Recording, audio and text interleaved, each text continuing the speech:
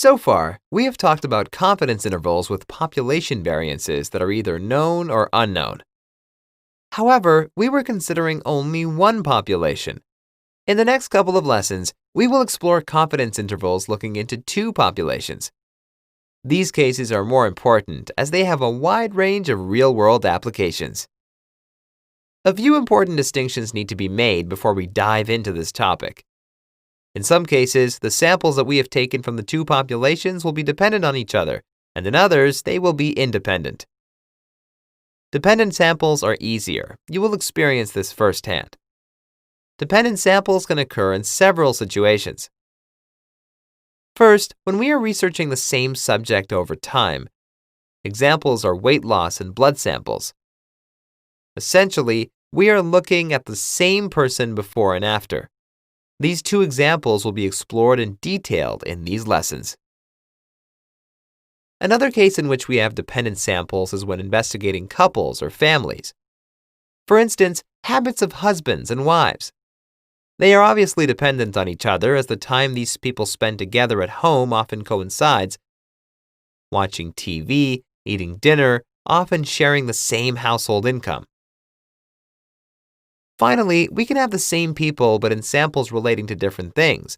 So instead of a before and after situation, we are looking at cause and effect. For example, when applying to university in the US, you sit the SAT and based on it you either get admitted or you don't. The applicant is the same person. However, the samples are different. One relates to the SAT, the other to the admittance outcome. In terms of testing, we have one formula for confidence intervals for dependent samples and other statistical methods like regressions, which we will study later on. For now, let's stick with confidence intervals. Okay. When we have independent samples, we can further distinguish three cases: when the population variance is known, when the population variance is unknown but assumed to be equal, and when it is unknown and assumed to be different. Sounds a bit overwhelming, but don't worry. In statistics, many concepts are similar to each other, and you will quickly see that you have already acquired the intuition that allows you to understand these concepts pretty fast. All right, let's get on to the topic of this lesson: dependent samples. This statistical test is often used when developing medicine. Let's say you have developed a pill that increases the concentration of magnesium in the blood. It is very promising, but there is no data to support your claim. After testing the drug in a laboratory, it is time to see its actual effect on people. What you would typically do is take a sample of 10 people and test their magnesium levels before and after taking the pill. The two dependent samples are the magnesium levels before and the magnesium levels after. It is clear that it is the same people we are testing, thus the samples are dependent. An important note is that the populations are normally distributed. Actually, when dealing with biology, normality is so often observed that we immediately assume that such variables are normally distributed. Okay, back to the example.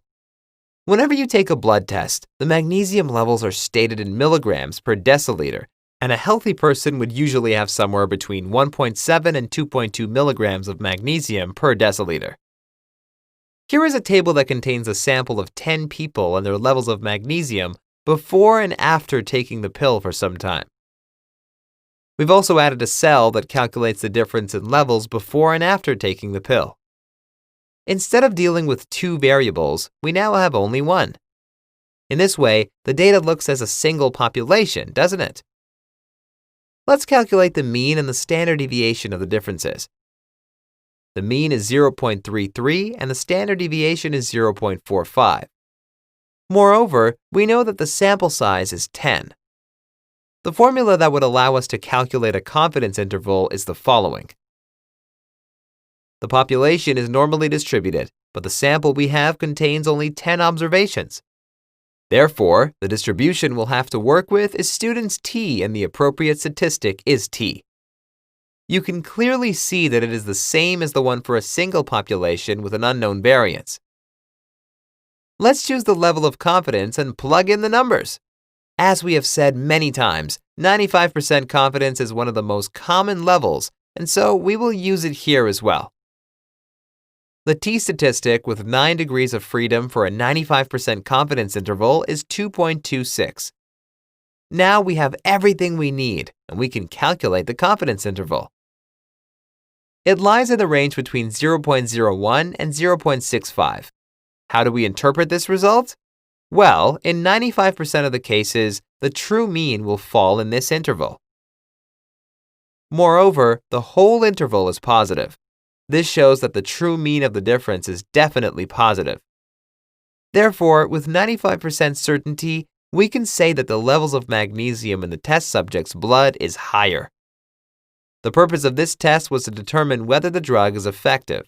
Based on our small sample, it most likely is. Alright, this shows you some of the practical applications of inference. Stay tuned for our next lesson, in which we will explore confidence intervals on independent samples.